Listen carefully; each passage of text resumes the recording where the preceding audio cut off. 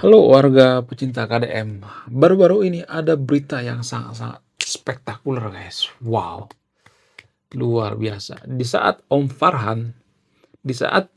wali kota Bandung secara tidak langsung mengkritik Kang Deddy Mulyadi dengan statement yang mengatakan bahwa Kang Deddy Mulyadi itu atau KDM itu gubernur konten, gubernur YouTube. Di saat yang bersamaan, gak terlalu jauh ya jaraknya, wakil daripada Om Farhan tersangka korupsi, guys. Wow, luar biasa. Nah, yang jadi pertanyaan, ketika wakil daripada Om Farhan ini terkena jeratan korupsi, nah, yang jadi pertanyaan, apakah Om Farhan ini akan ngikut atau tidak? Apakah masuk akal ya kalau misalnya nih wakil kita tersangka korupsi, tapi kita tidak mengetahui gitu ya sebagai ketua gitu ya, sebagai wali kota, apakah ini masuk akal atau tidak? Saya tidak akan menyimpulkannya. Silakan simpulkan sendiri. Kalau saya menyimpulkan itu artinya saya berpihak ya. Kemudian, apa kasus daripada wakil daripada Om Farhan ini? Apa kasusnya? Kenapa dia dijadikan tersangka korupsi? Jadi kasus daripada wakil daripada Om Farhan, wakil daripada wali kota Bandung ini, kasusnya itu adalah kasus penyalahgunaan jabatan, guys. Wow, luar biasa. Penyalahgunaan jabatan, yaitu memberikan tender gitu, memberikan proyek ke koleganya gitu, orang terdekatnya gitu. Dan ini kan sangat dilarang ya, karena ini bentuk daripada penyalahgunaan daripada jabatan ya, sangat-sangat dilarang ya. Korupsi seperti ini. Ini bagian daripada korupsi juga, guys ya. Walaupun ini berbentuk gravitasi, ini kan semacam gravitasi ya dugaannya ya. Tapi ini disamakan dengan korupsi juga ya. Nah, yang jadi pertanyaan, bagaimana dengan Kang Deddy Mulyadi? Apakah Kang Deddy Mulyadi itu pernah jadi tersangka korupsi? Enggak pernah. Enggak pernah sejarahnya Kang Deddy Mulyadi tersangka korupsi. Bahkan Kang Deddy Mulyadi itu berani men-challenge KPK. Ketika ya KPK ya memberikan tantangan kepada Kang Deddy Mulyadi, Kang Deddy Mulyadi nyamperin gitu BPK. Nyamperin, guys, ke kantor KPK. Itu saking bersihnya. Bukan berarti saya memuji-muji Kang Deddy Mulyadi ya. Tapi kalau saya perhatikan Kang Deddy Mulyadi berbeda dengan pemimpin lainnya. Nanti kalau suatu saat Kang Deddy Mulyadi melakukan kesalahan, saya yang pertama mengkritik beliau. Saya yang pertama ya mengkritik tajam beliau. Jadi kalau benar-benar kalau salah-salah gitu, saya membela Kang Deddy Mulyadi itu bukan berarti karena saya fanatik buta gitu. Enggak. Kalau salah-salah, kalau benar-benar. Bahkan di video sebelumnya banyak tuh ya kritikan saya terhadap Kang Deddy Mulyadi. Banyak banget itu kritikan saya terhadap Kang Deddy Mulyadi. Tapi ya kalau saya perhatikan itu ya, Kang Deddy Mulyadi sejauh ini masih amanah ya. Walaupun Kang Deddy Mulyadi itu banyak kebijakan yang kontroversi ya nggak jadi masalah ya. Kalau kebijakan Kang Deddy Mulyadi kontroversi berarti masyarakat itu memperhatikan gitu kebijakan daripada Kang Deddy Mulyadi, dan menurut saya itu sah-sah aja ya, nggak jadi masalah ya kalau misalnya Kang Deddy Mulyadi itu mengeluarkan kebijakan yang kontroversi untuk kepentingan rakyat ya. Nah, pertanyaan selanjutnya misalnya apakah Om Farhan ini akan terlibat gitu? Bagaimana menurut Anda? Apakah Om Farhan ini mengetahui atau tidak? Saya tidak akan menyimpulkan ya, silakan dibuktikan sendiri ya. Tapi kalau saya perhatikan nih ya, Om Farhan ini cocoknya jadi artis gitu, jadi pemain sinetron gitu, bukan wali kota. Kenapa di Konoha itu ya? Saya tidak menyalahkan dia sebagai aktris atau aktor sinetron ya. Tapi ya, kalau saya perhatikan itu ya, emang nggak ada yang lain gitu ya, yang lebih kapabel gitu wali kota Bandung gitu? Nggak ada orang lain gitu. Kenapa harus milihnya Om Farhan? Saya melihat Om Farhan ini nggak bisa kerja. Sampah masih berserakan, sampah berantakan di pasar Caringin, Bandung. Sampah numpuk, tapi tidak diberesin tuh sama Om Farhan. Harusnya diberesin dong ya kan.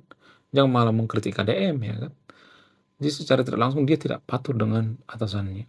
Harus patuh dong ya, jangan melawan gitu. Walaupun berbeda partai. Ya nggak sih? Kalau Om Farhan ini semakin terus gitu ya melawan arus, maka Anda itu secara tidak langsung itu akan diperiksa oleh KPK gitu. Akan target oleh KPK, ya kan? Karena KPK kan bertanya-tanya, kenapa ini, julid gitu terhadap ya, dugaannya seperti itu, julid terhadap atasannya misalnya. Ya, kenapa dia menekan gitu, apa yang disembunyikan, pasti dicari tahu tuh ya, dicari tahu oleh, pihak KPK. Ya mudah-mudahan KPK jujur ya, mudah-mudahan penegak hukum kita jujur ya, dan itu yang pengen kita mau ya. Supaya apa, supaya negara kita makin baik ya, walaupun, pesimis lah ya. Banyak tuh orang yang pesimis bahwa negara kita itu bisa akan menjadi negara maju. Tapi saya pribadi optimis ya. Ada harapan saya, apa itu? Karena pengaruh daripada internet. Internet itu bisa merubah bangsa kita lebih baik. Karena apa? Karena kita sudah melek informasi ya. Saya ngomong seperti ini juga kan pasti banyak tuh ya misalnya nih ya, orang yang berpikir terbuka gitu. Misalnya di daerah lain, daerah terpencil ya, daerah yang jauh dari, Pulau Jawa bisa menonton video ini lalu pikirannya terbuka gitu, pola pikirnya berubah dan itu yang akan, bikin kita negara maju. Tapi kalau banyak pemimpin kita yang korupsi itu kan sangat bermasalah sekali ya, sangat bermasalah. Jadi kita butuh pemimpin seperti KDM, ya makanya saya bikin channel ini, tujuan saya biar ada KDM baru gitu, biar, muncul KDM baru gitu, biar muncul pemimpin-pemimpin baru. Ya, karena pemimpin itu mempengaruhi kemajuan suatu bangsa, walaupun ya akarnya itu adalah masyarakat kita. Untuk menjadikan suatu bangsa itu maju itu ya akarnya itu masyarakat. Karena pemimpin itu bersumber daripada masyarakat. Ya, tapi pemimpin mempengaruhi akarnya gitu. Mempengaruhi akar rumputnya, mempengaruhi masyarakat juga ya. Jadi bagi yang nonton video ini ya, kalau misalnya Anda suatu saat jadi pejabat janganlah korupsi. Korupsi itu orang yang tidak nasionalis. Kalau misalnya nih korupsi nih ya, katakanlah misalnya nih ya korupsi dana pendidikan misalnya, korupsi, eee, dana haji misalnya atau, eee, dana rumah sakit misalnya. Contoh misalnya nih ya, kita korupsi pendidikan misalnya, katakanlah misalnya korupsi ratusan miliar. Nah, ratusan miliar ini kan sudah bisa menyekolahkan berapa ratus ribu orang ya kan, sudah bisa menyekolahkan berapa ribu orang ya kan, sudah bisa jadi beasiswa kan. Kalau misalnya anak-anak sekolah ini atau orang-orang ini misalnya berpendidikan ya, kemudian di masa depan dia jadi pemimpin yang visioner gitu ya, pemimpin yang jujur, maka kalau misalnya nggak ada beasiswa gitu ya, kita korupsi beasiswanya, maka ya, tidak akan jadi dong pemimpin visioner di masa depan. Kita mematahkan ya, mematahkan semangat daripada pendidikan itu sendiri atau siswa itu sendiri.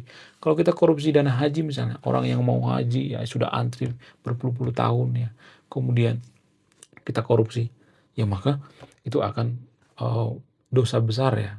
Kemudian kalau misalnya nih ya, ada yang korupsi menyalahkan jabatannya ya menyalahgunakan jabatannya misalnya. Ya ini juga kan bikin orang lain iri kan. Misalnya nih ada yang, tender lain misalnya, terus nggak dikasih ke kita, padahal kita yang paling kapabel gitu. Ya kita yang paling, pengen gitu ya. Misalnya ada proyek gitu, ketika dia punya kolega, punya teman ya, wali kota punya kolega, punya teman, punya kenalan, lalu diberikan proyeknya ke situ, itu kan, nggak fair ya, nggak adil ya. Itu kalau saya perhatikan ya. Jadi sebenarnya kenapa korupsi terjadi di Nusantara atau di Konoha itu, kalau saya perhatikan tuh, sebenarnya ini semacam culture guys, budaya. Sudah mendarah daging, sudah masuk ke tulang-tulang gitu, sudah masuk ke DNA kita. Seringkali korupsi itu terjadi karena apa? Karena budaya kita guys. Apa itu budaya? Budaya balas budi atau budaya terlalu cinta dengan keluarga. Nah, biasanya ya, saya tidak mengatakan bahwa wakil wali kota Bandung melakukan seperti ini ya. Biasanya kalau misalnya nih ya, waktu kampanye kita dibantu misalnya ya, bantu misalnya nih ya, waktu kampanye, maka orang yang ngebantu ini kan kita berhutang budi ya. Ketika kita jadi pejabat misalnya, ya pasti kita harus ini dong ya, membalas budinya kan, ya nggak sih? Salah gitu sebenarnya. Jadi balas budi itu adalah bentuk korupsi terselubung. Itu kalau saya perhatikan ya. Bagaimana cara merubah budaya ini? Ini yang sangat-sangat susah sekali ya. Makanya Anda harus subrek channel ini ya. Supaya apa? Supaya kita tuh bisa membangun bangsa kita, gitu ya. Saya akan bongkar di sini ya. Saya akan pelan-pelan ya bongkar bagaimana budaya korupsi itu menghancurkan negara kita. Ya, korupsi itu sangat-sangat menghancurkan dan budaya ini tanpa kita sadari, kita bisa korupsi tanpa kita sadari, guys, ya. Kemudian apalagi? Karena terlalu cinta dengan keluarga. Kalau misalnya kita punya keluarga nih ya, terus keluarga kita ini kan misalnya minta kerjaan misalnya, atau kita bikin jadi staff misalnya karena kita saking cinta dengan keluarga gitu. Kita bikin, di kantor kita, pokoknya keluarga kita yang kumpulin. Sama seperti di Banten misalnya, Banten kan seperti itu ya, keluarga daripada Ratu Atut yang semuanya berkuasa di sana. Ya walaupun Ratu Atut itu, mengalami kasus, tapi tetap aja gitu, ada gitu, keluarganya yang calon gitu, lagi dan lagi gitu. Ya itu kalau saya perhatikan ya. Dan menurut saya pribadi ya, budaya korupsi ini ya, sudah semacam mendarah daging dan ini sudah ada sejak dulu di, negara kita. Ini yang perlu kita ubah, mengubah culture, mengubah budaya. Oke, sekian video ini, terima kasih sudah menyimak kami. Saya pecinta KDM, jalan-jalan ke Lembur Pakuan, siangnya beli permen. Jangan ngaku fans KDM kalau Anda masih buang sampah sembarangan. Bye-bye.